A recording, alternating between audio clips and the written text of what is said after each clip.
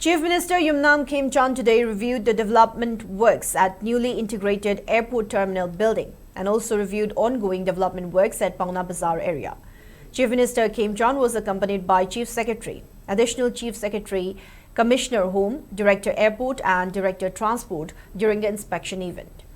Following the inspection, Chief Minister Khemchand shared a post on his X account where he expressed confidence for timely completion of the upgradation of new airport terminal in the interest of passenger convenience and service delivery.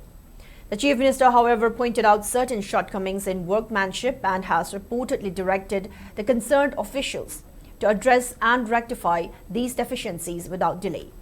The inspection also included a review of the air cargo terminal facilities. Chief Minister Khemchand also inspected the ongoing road upgradation work at Paona Bazaar and gave instructions to officials to address these gaps and ensure adherence to quality standards. Chief Minister also asserted that his government remains committed to the timely and efficient completion of the project with a focus on delivering durable and high-quality infrastructure for the public.